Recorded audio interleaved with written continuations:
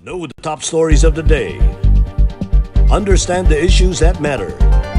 This is Manila Bulletin News on Web.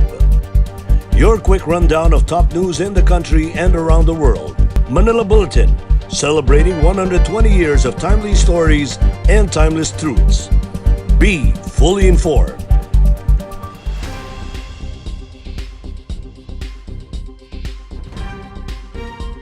Hi, I'm Barbie Atienza. This is MB Now.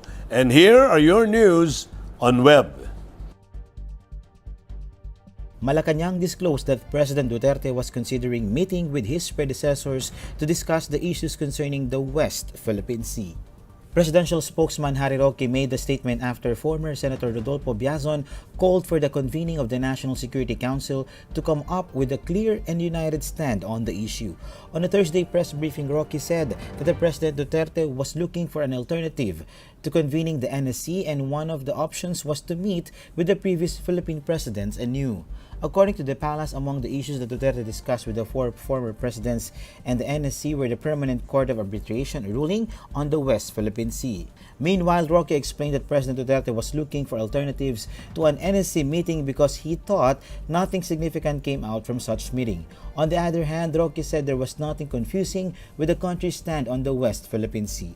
The issue on the West Philippine Sea resurfaced following the recent incursion of the Chinese vessels in the area. On Monday, President Duterte said he will no longer react to these critics and ordered his cabinet to refrain from talking about the issues with anybody. In July 2016, the first month of his administration, he met with former Presidents Benigno Aquino III, Gloria Macapagal Arroyo, Joseph Estrada, and Fidel Ramos in Malacanang.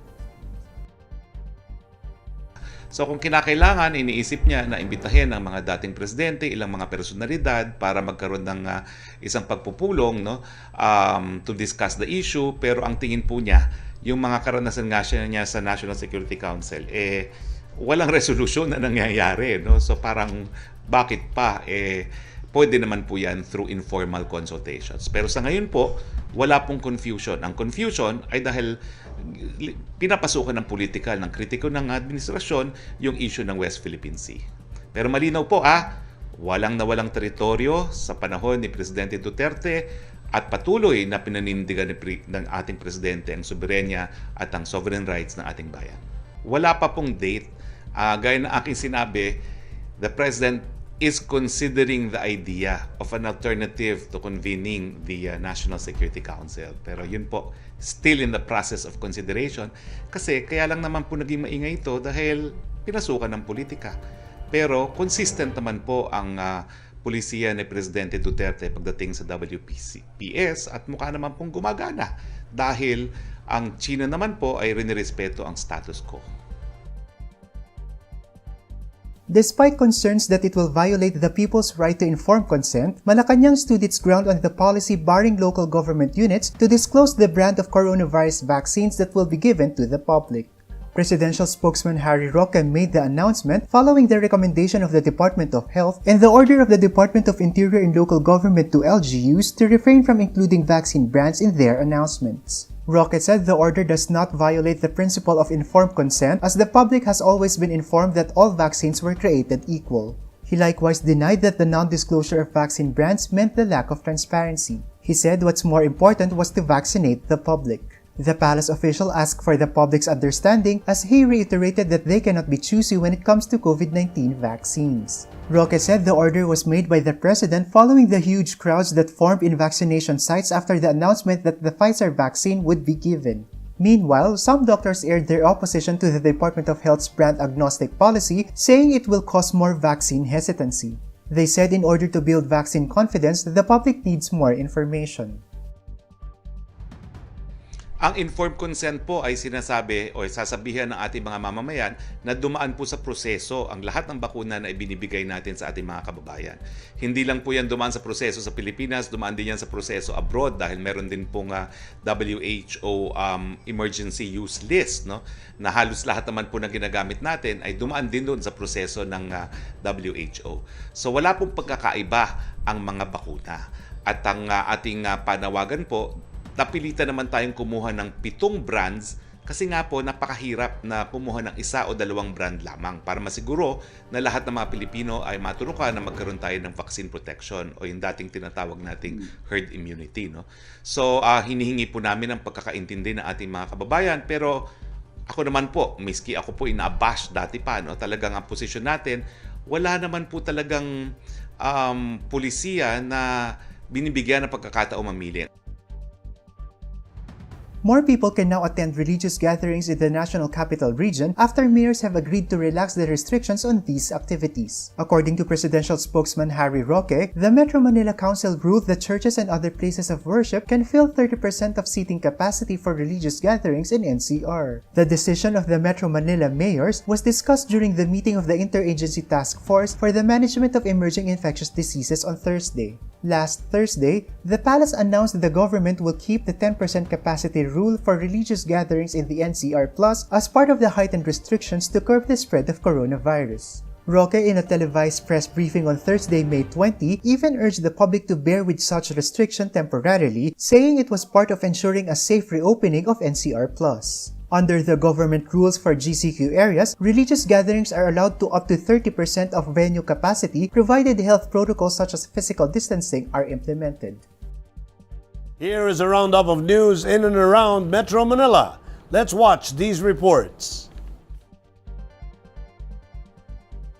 The Marikina City government was lauded by the Department of Health for the orderly rollout of its Pfizer vaccines on Thursday. The local government previously built a fully air-conditioned Pfizer COVID-19 vaccination facility which was cited by DOH NCR. Marikina City Mayor Marcelino Marci Teodoro attributed the orderly inoculation to the pre-registration conducted by the local government. Teodoro said 1,100 individuals have pre-registered for the Pfizer vaccine. The national government has allocated 5,700 doses of Pfizer vaccine to Marikina for those listed in the priority group category, which was set by the Interagency Task Force for Emerging Infectious Disease. San Juan City Mayor Francis Zamora and Mandaluyong City Mayor Menchi Abalos both said on Thursday that they will follow the Department of Interior local governments and DOH's new directive to not announce the brands of vaccines will be used in a vaccination site. Zamora said that his constituents scheduled for inoculation will know the brand of vaccines on the day of their vaccination, as this is indicated in their vaccine card. The mayor added that the vaccination is purely voluntary and that they will not force their constituents to get inoculated, more so with a brand that they do not like. Mayor Abalos said the city government informs the vaccinees prior to his or her vaccination about what brand of vaccines will be used. In case the vaccine is not comfortable with the brand available, Abalos said that he or she may wait for their preferred brand to become available and when they can get the job. Other metro mayors believe that transparency and disclosure is important in the vaccination in order not to create distrust among Filipinos. The Quezon City government on Thursday inked a deal with the Anti-Crime and Terrorism Community Involvement and Support Party List to help boost the city's vaccination program. The ACCIS will provide medical teams that will be deployed in vaccination centers. The city mayor welcomed the move of the party list and the Tulfo brothers to join the city's vaccination drive, Bayanihan sa Turukan. On Tuesday, the city government's first drive-through vaccination in partnership with SM City Malls in SM Fairview accommodated A1 to A3 priority residents. Now, let's take a look at the latest news in other parts of the country. And here are the details. The Department of Science and Technology has given the green light to the establishment of the 40 million pesos Regional Yarn Production and Innovation Center or RYPIC in Cagayan Valley. The project is a micro-scale yarn spinning facility that aims to produce crafted yarns from different blends of natural textile fibers such as abaca, banana, and pineapple leaves in combination with cotton. The establishment of the said facility in the Northern Luzon corridor will serve as the pipeline to spur further development of the local textile industry in the region and add technical support to micro, small, and medium enterprises. The city government of Legazpi announced on Thursday the resumption of the Legazpi-Manila-Legazpi bus operation at the Grand Central Terminal starting on Saturday, May 22. City Mayor Noel Rosal said the initial resumption of bus operation in the city is in line with the resolution of the IATF allowing bus operation to resume in the Southern Luzon area. For the maiden trip, the Legazpi-Manila bus departs from the terminal at 6 p.m., while the Manila-Legazpi bus would leave the Parañaque Integrated Terminal Exchange or PTEX at 8 p.m. The resumption of bus operation would end the illegal entry of colorum or unaccredited vans and cars, bringing in residents from Metro Manila and other hotspot areas which had triggered the spike of cases in the Bicol region. Buses would be required to strictly follow the 50% standard seating capacity rule and implement the minimum health protocols. An environmental group in Davao City called for the regulation of increased recreational activities near the Panigan-Tamugan watershed after a recent cleanup drive yielded several wastes including discarded face masks and face shields. In a statement, the Interfacing Development Interventions for Sustainability or IDIS said that majority of masks are made of long-lasting plastic materials that if discarded will survive for decades to hundreds of years in the environment. As a result, they can have a variety of adverse effects on the environment and people. The IDIS hope that this will be addressed immediately and regulation will be imposed on various recreational activities and to continue the protection of Panigan-Tamugan watershed, which will soon be the source of water under the Davao City Bulk Water Supply Project. Here are the updates from around the world. Let's check it out.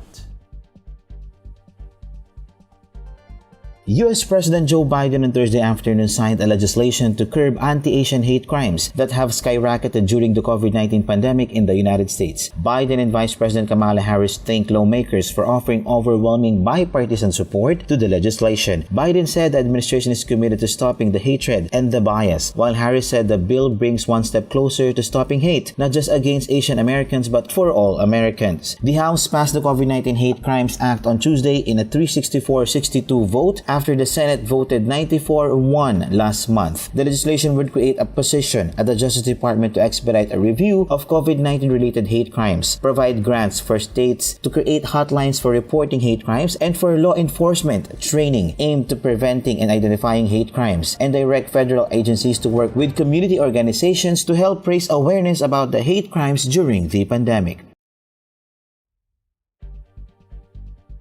A ceasefire between Israel and Hamas, the Islamist movement which controls the Gaza Strip, came into force early Friday after 11 days of deadly fighting that pounded and Palestinian enclave and forced countless Israelis to seek shelter from rockets. Celebrations were heard on Gaza streets in the minutes after the truce began as the cars honked their horns and some guns were fired in the air. AFP journalists said, while no alerts were sounded to warn of Hamas rockets being fired into Israel. The ceasefire brokered by the Egypt that also include Gaza's second most powerful armed group, Islamic Jihad, was agreed following mounting international pressure to stem the bloodshed which erupted on May 10. A statement from the Israeli Prime Minister Benjamin Netanyahu's office said the Security Cabinet had unanimously accepted the recommendation of all the security officials to accept the Egyptian initiative for mutual ceasefire without preconditions. Hamas and Islamic Jihad also confirmed the ceasefire in statements.